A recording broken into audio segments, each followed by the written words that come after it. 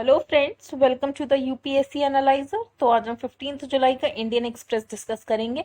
यहाँ पर first news है, UP call to allow Kanwar Yatra disturbing, respond by tomorrow से सुप्रीम कोर्ट।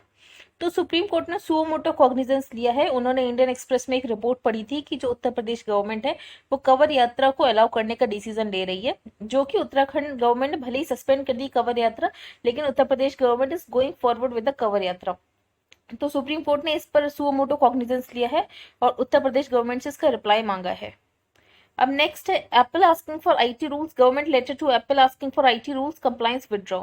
तो एप्पल को एक लेटर दिया गया था गवर्नमेंट के द्वारा, MEIT ministry of electronics and information technology के द्वारा, कि उनको भी आईटी रूल्स को फॉलो करना है उनके आई मैसेज के लिए। लेकिन बाद में गवर्नमेंट और एप्पल में एक समझौता होगा कि ऐसा नहीं है, और फिर गवर्नमेंट ने भी बाद में अपना विड्रॉ कर लिया लेटर। तो बेसिकली जो एप्पल का आई मैसेज है उसको सोशल मीडिया इंटरमीडियरी माना ही नहीं जाएगा, क्योंकि वो प्राइमरीली या सोलली एक इंस्टेंट मैसेजिंग सर्विस प्रोवाइडर नहीं है। तो बस वो सोशल मीडिया इंटरमीडियरी नहीं है, इसलिए उस पर आईटी रूल्स भी नहीं लगेंगे। थर्ड न्यूज है, Jaishankar talks only answer Afghanistan future can't be its past. तो एमईए का ये कहना है, India Wednesday said the world is against scissor of power bye violence and force, कि दुनिया इस बात के अगेंस्ट है कि कोई वायलेंस और फोर्स से पावर को वापस से सीज कर ले, and peace negotiations in earnest are the only answer. तो आपको ये पता होना चाहिए हमेशा कि अफगानिस्तान के लिए को लेकर इंडिया का क्या स्टैंड है। तो इंडिया का ये स्टैंड है कि वायलेंस और फोर्स से कभी भी पावर को सीज नहीं करना चाहिए और पीस नेगोशिएशंस ही होने चाहिए। तो वही इसका एक आंसर है। और ये सारी बातें कहाँ बोली गई? तो शंघाई कोऑपरेशन ऑर्गेनाइजेशन में फॉरेन मिनिस्टर्स की मीटिंग चल रही है, वहां पर उन्होंने ये सारी बातें बोली। तो the world region and the Afghan people all want the same end state. तो क्या चाहते हैं सब लोग? Independent, neutral, unified, peaceful, democratic and prosperous nation.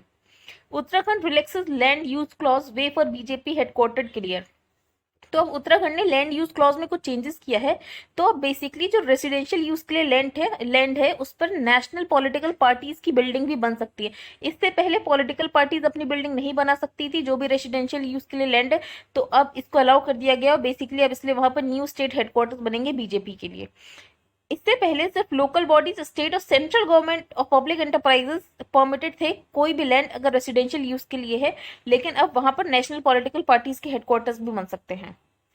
Leader of house and Rajya Sabha अब पीयूष गोयल को बना दिए गए। इससे पहले थावरचंद गहलोत थे, लेकिन उसको थावरचंद गहलोत को बाद में कर्नाटका का गवर्नर बना दिया गया, तो अब वो वाली पोजीशन खाली हो गई थी। तो पीयूष गोयल को लीडर ऑफ हाउस बना दिया गया है राज्यसभा में। अब हम आगे चलते हैं।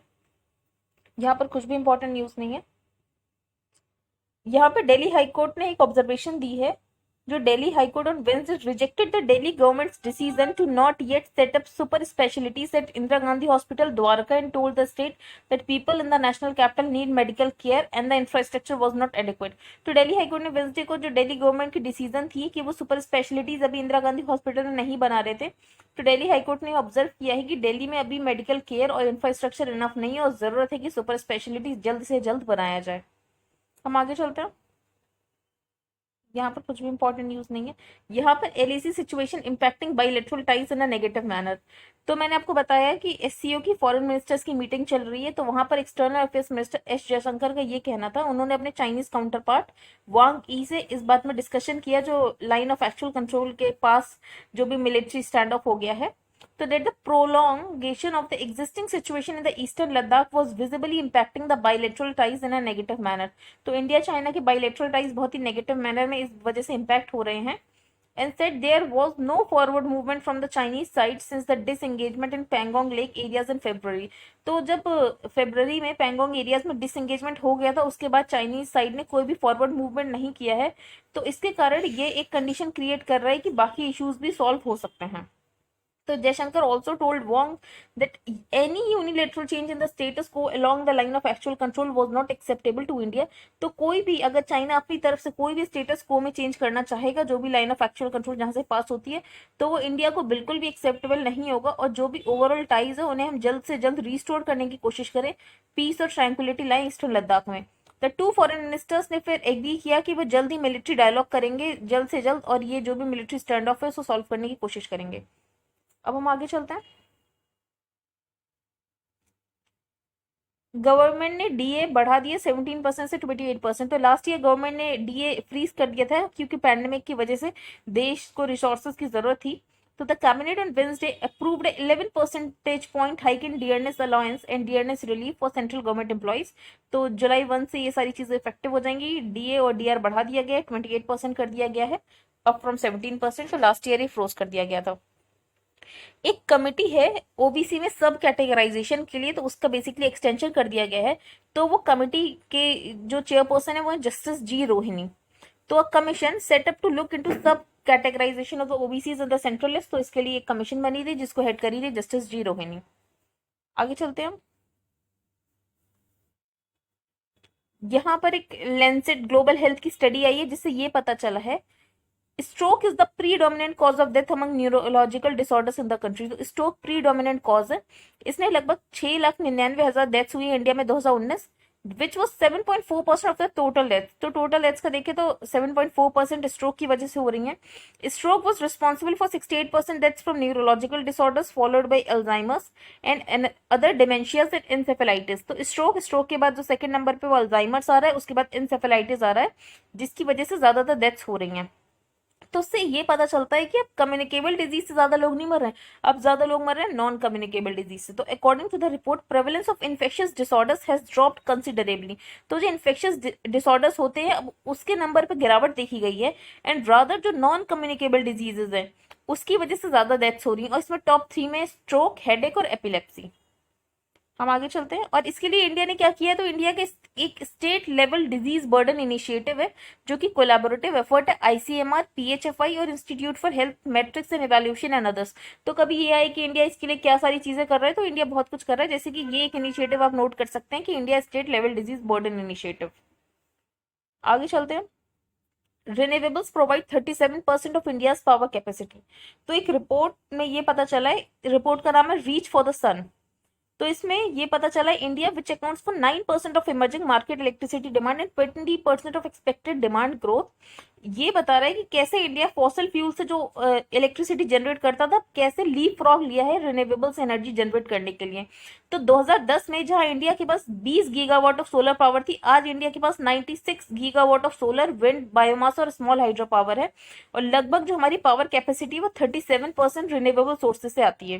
तो including large hydro power, renewables now provide 142 gigawatt और 37% of the countries power capacity. तो इंडिया एक एग्जाम्पल बन गया है उन सारी इकोनॉमीज के लिए जो फॉसिल फ्यूल से इलेक्ट्रिसिटी प्रोड्यूस करते हैं कि वो कैसे लीप फ्रॉग कर सकते हैं और रिन्यूएबल से एनर्जी प्रोड्यूस कर सकते हैं। India has undertaken arguably the fastest rate of electrification the world has witnessed. तो सबसे ज्यादा फास्टेस्ट तरीके से हमारे यहाँ इलेक्ट्रिफिकेशन दिया गया, और साथ ही हमने कैसे ट्रेडिशनल बायोमास बेस्ड एनर्जी से लीप फ्रॉग करके हम कैसे क्लीन इलेक्ट्रिसिटी एक्सेस पे पहुंच गए हैं। तो अब हम क्लीन इलेक्ट्रिसिटी का यूज करके अब लोगों को इलेक्ट्रिसिटी प्रोवाइड की जा रही है रिन्यूएबल्स का यूज करके। SC strikes down tribunals ordinance provision fixing 4-year terms for tribunals। तो एक अभी ऑर्डिनेंस आया था tribunals reforms rationalisation and condition of service ordinances, जिसमें ये बोला गया था जो चेयरपर्सन और मेंबर्स होंगे उनके मिनिमम एज रिक्वायरमेंट 50 साल होगी और जो टेन्योर होगा वो 4 साल का होगा। लेकिन सुप्रीम कोर्ट ने स्ट्राइक डाउन कर दिया ये 4 साल का ये जो टेन्योर वाली बात है। और यहाँ पे सुप्रीम कोर्ट ने कुछ चीजें बोली हैं जो कि आप कोट कर सकते हैं, जैसे impartiality, independence, fairness and reasonableness in decision making are the hallmarks of the judiciary. तो इम्पार्शियलिटी बहुत जरूरी है, इंडिपेंडेंस बहुत जरूरी है, फेयरनेस बहुत जरूरी है, रीजनेबलनेस बहुत जरूरी है किसी भी डिसीजन मेकिंग में। और जो इम्पार्शियलिटी और इंडिपेंडेंस वाली चीज है वो एक दूसरे के ऊपर इंटरडिपेंडेंस होती है। ठीक है, तो without independence impartiality can't thrive. तो जब तक इंडिपेंडेंस नहीं होगी इम्पार्शियलिटी हो ही नहीं सकती। तो जजेस को कॉन्स्टिट्यूशन में इंडिपेंडेंस दी भी गई है बहुत सारी चीजों वगैरह, security of the tenure, removal of the जजेस, तो इसके कारण इंडिपेंडेंस इंश्योर करने की कोशिश की गई है। तो independence is not the freedom for जजेस to do what they like, पर इंडिपेंडेंस उनके लिए जुडिशियल थॉट के लिए होना चाहिए। It is the freedom from interference and pressure. तो उनके ऊपर कोई इंटरफेरेंस या प्रेशर नहीं होना चाहिए किसी के द्वारा, एग्जीक्यूटिव के द्वारा, लेजिस्लेचर के द्वारा, ताकि वो अपनी ड्यूटी अच्छे से परफॉर्म कर सके without impartiality. Security in tenure, freedom from ordinary monetary worries. तो अब उनको किस तरीके से इंडिपेंडेंस दी गई है, तो टेन्योर में उनकी सिक्योरिटी होनी चाहिए, ऑर्डिनरी मॉनिटरी वरीज से उनको फ्रीडम होनी चाहिए, जैसे उनकी जो भी सैलरी आती है वो वोटेड बाय द पार्लियामेंट नहीं होती, वो चार्ज होती है। तो इन सारी चीजों से उनकी इंडिपेंडेंस इंश्योर की गई है। Freedom from influences and pressure with in and without. तो उनको किसी भी तरीके से इन्फ्लुएंस नहीं होना चाहिए, ना ही उनके ऊपर प्रेशर पड़ना चाहिए जो जुडिशरी में उनके द्वारा भी और जो एग्जीक्यूटिव है उनके द्वारा भी। तो the independence of an individual that is decisional independence and independence of the judiciary as an institution or an organ of the state that is functional independence are the broad concepts of the principle of judiciary of the tribunal. तो ये सारी चीजें। अब section 184 empower करता है government को कि वो रूल्स बना सकते हैं कि क्या क्वालिफिकेशन होनी चाहिए, क्या अपॉइंटमेंट होनी चाहिए, term of office, salaries and allowances, resignation, removal and other terms and conditions of service of the chairperson and vice chairperson and other member of tribunals. तो ये जो ऑर्डिनेंस लाया गया उसमें सेक्शन 184 जो थी वो गवर्नमेंट को एम्पावर कर रही थी कि आप क्वालिफिकेशन डिसाइड कर सकते हैं, अपॉइंटमेंट डिसाइड कर सकते हैं। तो मेजर वर्डिक्ट जो लिया गया उसमें ये बोला गया जो चेयरपर्सन और ट्रिब्यूनल का टर्म होगा shall be 5 years or till she or he attains the age of 70। तो चेयरपर्सन के लिए 5 years और 70 होना चाहिए विच एवर इज अर्लियर, और मेंबर ऑफ ट्रिब्यूनल के लिए 67 और 5 years होना चाहिए विच एवर इज अर्लियर। तो सेक्शन 184 में यहाँ पर सेंट्रल गवर्नमेंट को बहुत ज्यादा पावर दे दी गई कि वो डिसाइड करेगा कि क्वालिफिकेशन क्या होनी चाहिए मेंबर्स की, चेयरपर्सन की। तो इसके कारण इम्पार्शियलिटी कहीं ना कहीं हर्ट होती है। आगे चलते हैं। 147 women officers granted permanent commission. तो आर्मी ने अब ग्रांट कर दिए permanent commission 147 additional women officers को, जब सुप्रीम कोर्ट ने क्रिटिसाइज किया था क्योंकि सुप्रीम कोर्ट ने जजमेंट दे दिया था कि परमानेंट कमीशन में भी विमेन को अलाउ किया जाए। उसके बाद भी वहां पर अपॉइंटमेंट्स नहीं हो रहे थे, लेकिन अब फाइनली अपॉइंटमेंट्स होना शुरू हो गए हैं। So when the court directed the center to ensure that women SSC officers are given PC in the army।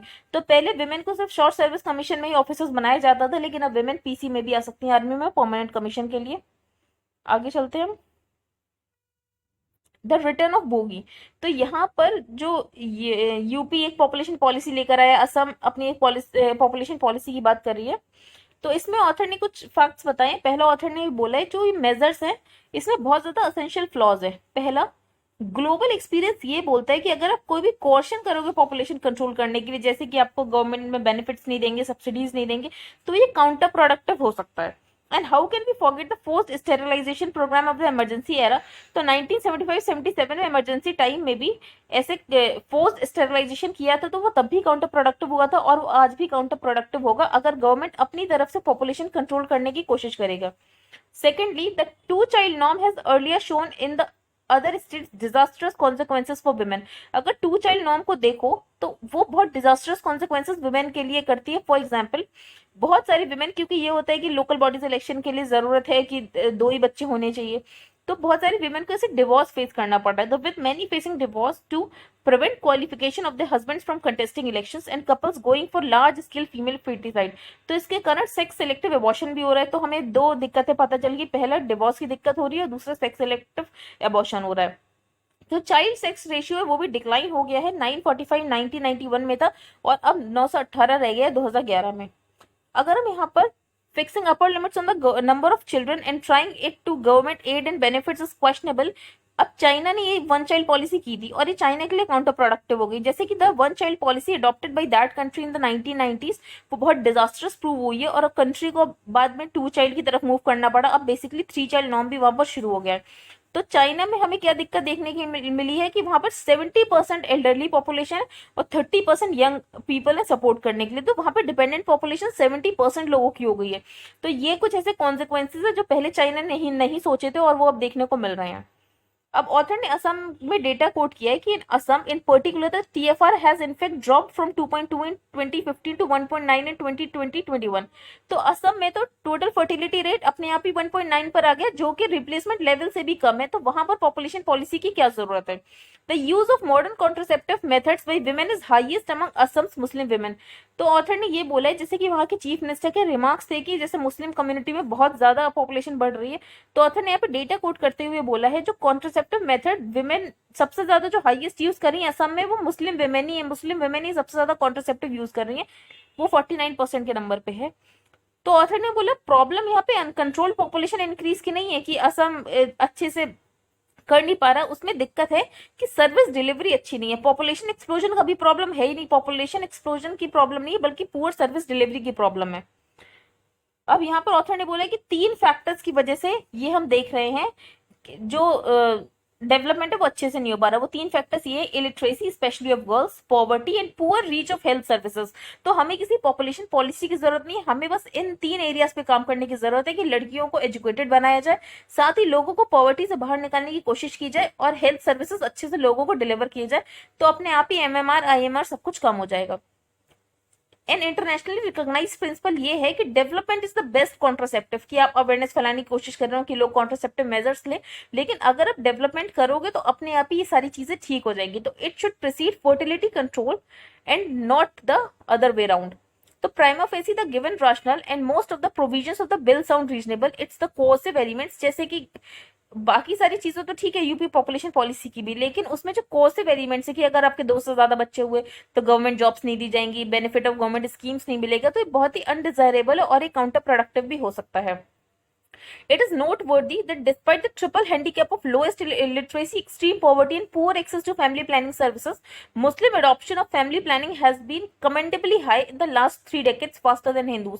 तो ऑथर ने ये बोला है जो मुस्लिम हैं वो फैमिली प्लानिंग को ज्यादा अडॉप्ट कर रहे हैं एज कम्पेयर टू हिंदूज। अगर हम लास्ट 3 डेकेड्स में देखें, भले ही मुस्लिम्स में लोएस्ट लिटरेसी है, बहुत ज्यादा पॉवर्टी, उसके बाद भी वो फैमिली प्लानिंग प्रोग्राम को अडॉप्ट कर रहे हैं। This underscores the fact that socio-economic condition rather than religion influence fertility behavior. तो ऑथर ने ये बोला, इस बात से ये पता चलता है जो सोशियो इकोनॉमिक कंडीशन है वो ज्यादातर रिस्पॉन्सिबल होती हैं पॉपुलेशन एक्सप्लोजन के लिए, ना कि रिलीजन।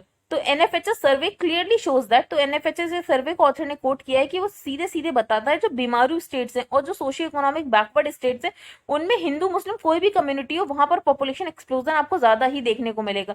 तो बेसिकली 3 चीजों से हम सही कर सकते हैं पॉपुलेशन एक्सप्लोजन, वो है इलिटरेसी, पॉवर्टी, इलिटरेसी को दूर करना, पॉवर्टी को दूर करना और हेल्थ सर्विसेज अच्छे से पहुंचाना। सर्विस डिलीवरी होनी चाहिए हेल्थ सर्विसेज की अच्छे से।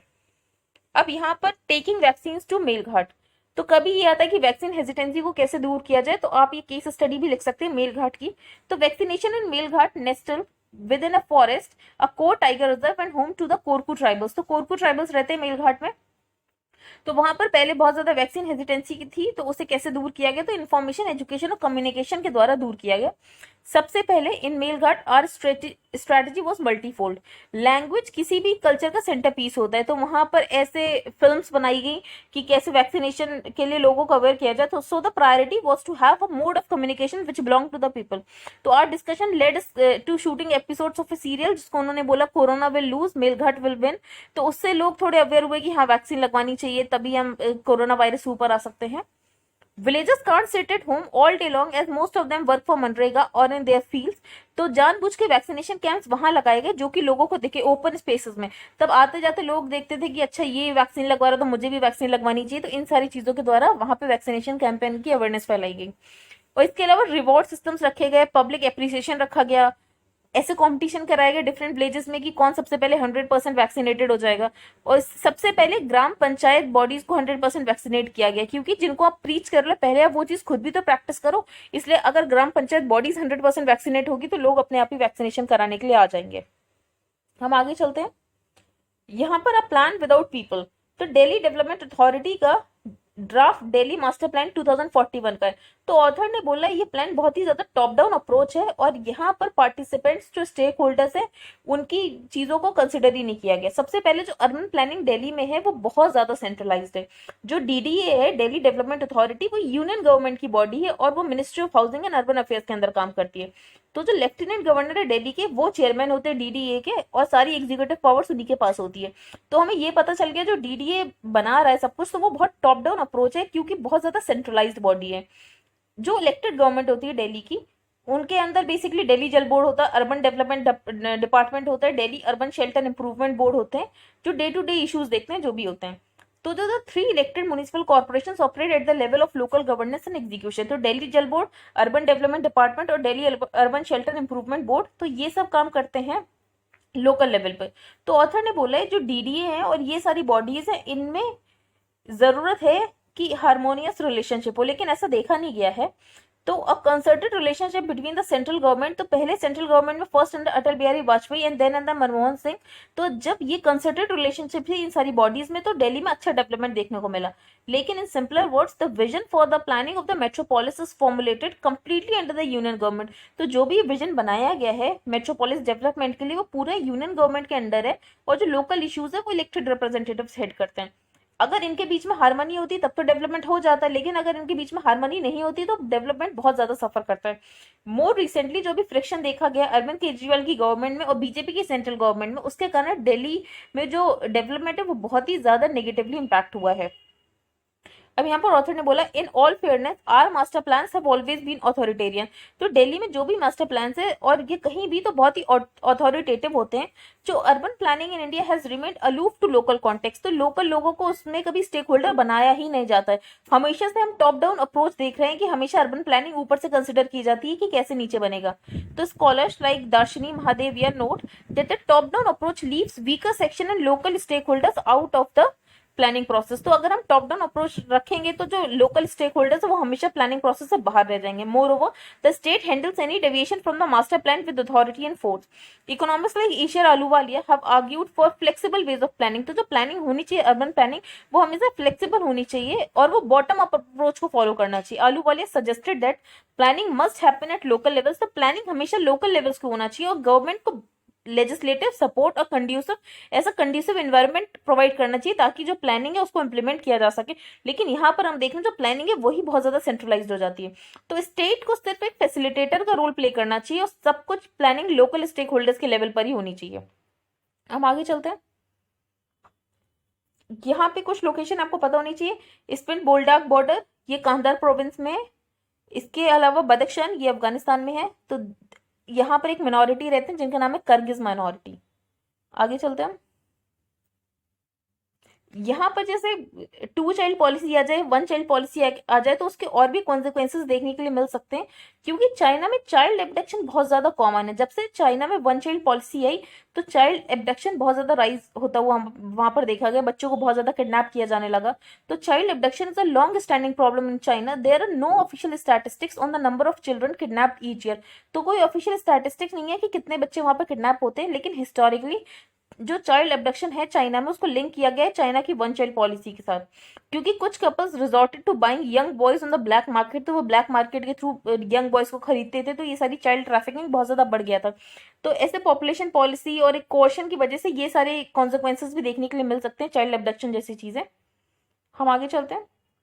ये पहला इंपॉर्टेंट नहीं, दूसरा भी इंपॉर्टेंट नहीं, और ये तीसरा पढ़ लेते हैं कि जम्मू एंड कश्मीर में कुछ गवर्नमेंट एम्प्लॉयज को डिसमिस किया गया कि उनके कुछ टेररिस्ट लिंक्स थे, एलिज टेरर लिंक्स पे उन्हें डिसमिस कर दिया गया। तो ऐसे कि डिसमिस किया जा सकता है तो उसके लिए क्या कोई कॉन्स्टिट्यूशन प्रोविजन है? तो हाँ है।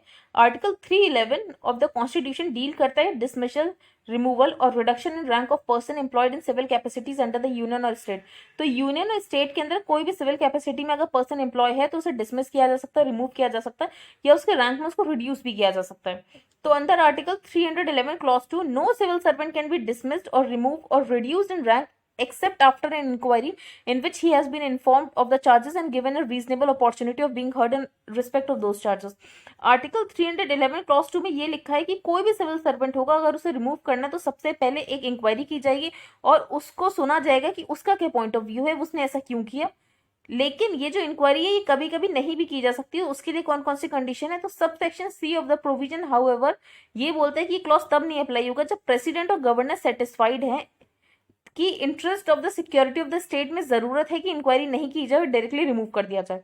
The safeguard of an inquiry also does not apply in case of a conviction on a criminal charge. और इसके अलावा कोई भी अगर ऐसे एम्प्लॉय यूनियन स्टेट के अंदर एम्प्लॉयड है और वो कन्विक्ट हो गया क्रिमिनल चार्ज में, तब भी ऐसी इंक्वायरी नहीं की जाएगी और उसे रिमूव किया जा सकता है। तो 2 केसेस में नहीं की जाएगी इंक्वायरी, जब प्रेसिडेंट और गवर्नर सेटिस्फाइड है कि स्टेट की सिक्योरिटी के लिए जरूरत है कि इंक्वायरी ना की जाए, और दूसरा अगर वो जो एम्प्लॉय है वो क्रिमिनल चार्ज में कन्विक्ट हो गया तब भी इंक्वायरी नहीं की जाएगी। हम आगे चलते हैं। इस पेज पर कोई भी इंपॉर्टेंट न्यूज नहीं है। आई होप आपको आज का न्यूज बहुत समझ आया हो। If you like the video then please like, share and subscribe.